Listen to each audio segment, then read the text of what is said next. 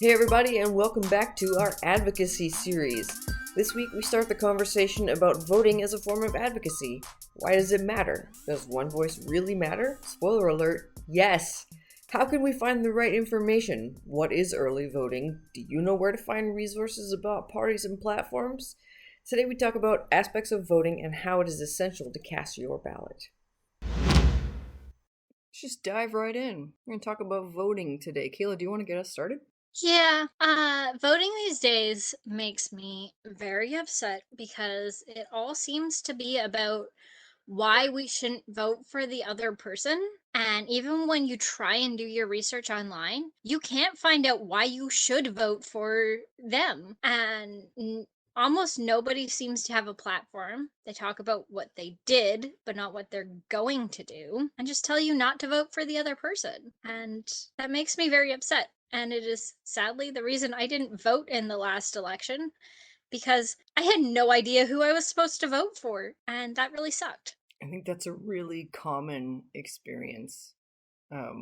Because, yeah, you're right. With our last election, I emailed one of the major platforms, one of the major parties, and I said, hey, I don't know what you stand for. I know what you're against, and that's other politicians, but I would love some clarification on what it is you intend to do for Canadians. Um, and I got back the same thing. Well, this party hasn't been able to do this, and this party doesn't do this. So it was kind of like, you're just a bunch of complainers. Who do I want to vote for? The biggest complainer? It's like you have to infer from what they don't like other parties doing to figure out what they are doing. And even then, they might be doing the same thing that they're accusing the other party of doing. Uh-huh. Yeah, it would be nice if we had like a nicely laid out platform, like an online platform that told you all the information you need to know about each party to actually make an informed decision. Like a one where all the information is kept, like this party's for this party's for that. Is that what you mean? Yeah. Because I don't know if you've been to Elections Canada, their website, but it's not helpful at all. No, it's not. I actually was led there during my research and trying to figure out who to vote for the last election, and I'm like, this is not helpful. It gives me no information on what I'm actually voting for.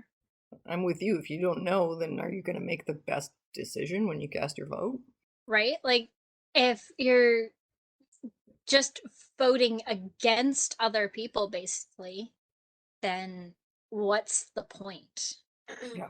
Well, maybe that's something that we can ask the audience to comment on. Like, what are some of your challenges? Where do you get your information? How do you access the voting system? So, yeah, if anyone wants to write in with some comments and educate us, that would be amazing. Yes, because it would be really good to know where to go to actually get proper information on people. That would be something that would be great for us to share. Yes. How do we make that happen? I mean, if it's not out there, if it doesn't exist, it's going to be a huge undertaking. But maybe that's where we get the community involved, and we say, "Hey, this is not accessible for us. Can we all get together and figure out a way that this can be universally accessible?" Yeah, because it's not just that it's inaccessible for autistic individuals, it's inaccessible for pretty much everybody if there's no information out there. Yeah, if it's you can't access that, then your voice is essentially silenced in terms of what you can say or how you can get involved with the politics of this country and the politics of disability specifically. Yeah, and they keep complaining about less and less people are coming out to vote, but they're not giving you anything to vote for. Exactly. So I didn't vote last time, not because I didn't know who I wanted to vote for, but because I got COVID. So like the morning of voting day, I was like, no, I'm so sick. And I did a test. It was like, oh no, I have COVID. I can't vote. Yeah, not specifically for Oh. that, but that's why I always do early voting. My Smart. parents like encourage me to do early voting just in case you're like busy on the day. Yeah, yeah. So how do you get your information, Parker? Like, how do you know who to vote for? Like my parents are on some like mailing list, and so like for one of the parties, and so they get I remember there being like a little pamphlet that got sent, but I think that that's only if you're like signed up with one of the parties. So would you recommend maybe signing up for all of them just to get their information? Probably not. Hey, you don't want 1,000 No, pamphlets you around don't your want to be house. on all the mailing lists. No. 'Cause, like I think that like I go on Elections Canada to try to figure it out, but also like the information doesn't go up for it only goes up so close to election day, so it's like I don't have like time. So it just I don't Yeah. like that. I mean, even there was one website that I found that was like, here's the important issues that the parties are talking about and their perspective on it. But like, it was like each party was like 6 paragraphs long on each issue, and it just felt like it was going around in circles. And I was so confused by it. And none of the issues were around like disability stuff and accessibility stuff. And so it wasn't really the big issues for me. I guess it's the big issues for the majority of people who go out to vote, because people with developmental and intellectual disabilities probably don't vote as much as everybody else. Hmm. But if it was made more accessible, you'd probably get more people with developmental and intellectual disabilities going out to vote. And it should be made more accessible so that more of the population can vote. And they should be talking about issues that pertain to us, because if it doesn't pertain to me, why am I voting for you? Even when they talk about housing, they usually talk about like buying housing. And I'm like, I am not Mm. in a position to buy housing. I want to know what you're going to do about the rent prices, because the rent prices suck. But yeah, it would be nice if when they talk about housing, they didn't just talk about like buying houses. If they talked about rent control and things like that that pertain to a vast majority of the population. It's Mhm.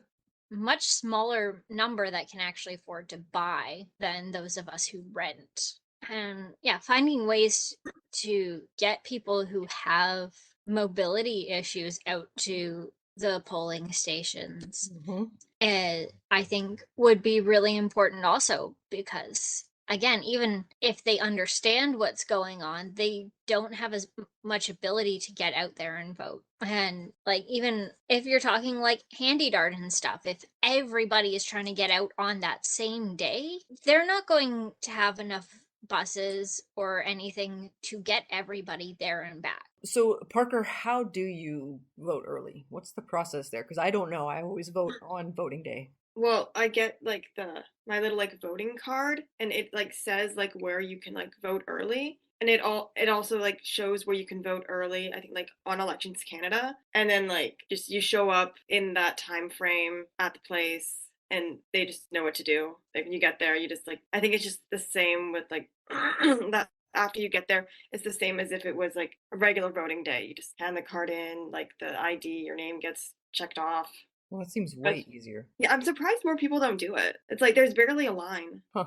What about mail-in voting? Yeah, my sister had to do that because she was at university. I'm Yeah. also glad that like voting in Canada is done by Elections Canada, and so that there's no like and not by like the power that the party that's in power, so there's no one that's like trying to like limit like mail-in voting. Hmm. And so, do you apply online to get the card sent to you? Probably, Yeah. I think. Let's see if we can find that. If we can find that, we'll put it in the description down below. But also, I what I do know is that like my sister had to like write the name like herself for who she was voting for, and not just like tick off a box. So, what if you don't have the ability to write? Like, can someone else fill it out for you? I think someone else could, yeah. Yeah. Okay. That's also something that is important, probably for us to all understand and know. Yeah, I think having more information about mail in voting and early voting would be really helpful too, because they always talk about come vote on election day, but they don't really advertise the early voting or the mail in Yeah. voting. I didn't even know we could do mail in voting. Mhm. Or also just like going in and voting, like my parents had to come with me like the first time that I like voted. Like my first time I voted, it was like a month after I turned 18. When you're in that room, it's like all like quiet and anxious. There's like lots of little noises and it's just like freaks me out. Yeah, like big posters on the wall to read while you're waiting in line. Yeah, because there's probably a bunch of people that don't know who they're voting for and they just like decide when they get there. Well, I had like grown up knowing like the ways that which ways like my parents voted, and generally it was mostly the same, but also like I think more in like civic elections, it's like yeah maybe don't talk so much about who you're voting for, but like in like the federal and provincial elections, it's less of a big deal Yeah. because it's like you're only voting for one person. Yeah, and you want to support that person, right? So you Mhm. make a little bit more noise there too. Yeah, my dad has like a whole bunch of like pins. Voting pins? Yeah. Yeah, voting pins, Nice. like who he like voted for and stuff. Yeah. The Nice. the last time I voted a mayoral election, I Mhm. think that's how you say it. Well, yeah, you got it. There was two people in my riding who both had accessibility platforms, Mhm. which made me super happy to see. But I had a hard time finding a lot of information on them, just because of my own research struggles. Mhm. And so my mom helped me out with that one, and we found out like what else they stood for, and Mhm. that kind of helped me decide between the two people who I was going to vote for. Like, do I like the other things that they're planning on doing in my city or not? Yeah. So that was very helpful. What about like I almost wonder if there were infographics if that would help. It's like I love an infographic.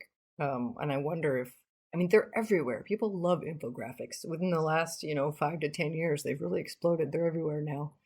Because they're so useful, not just because they look cool. They're really actually super helpful.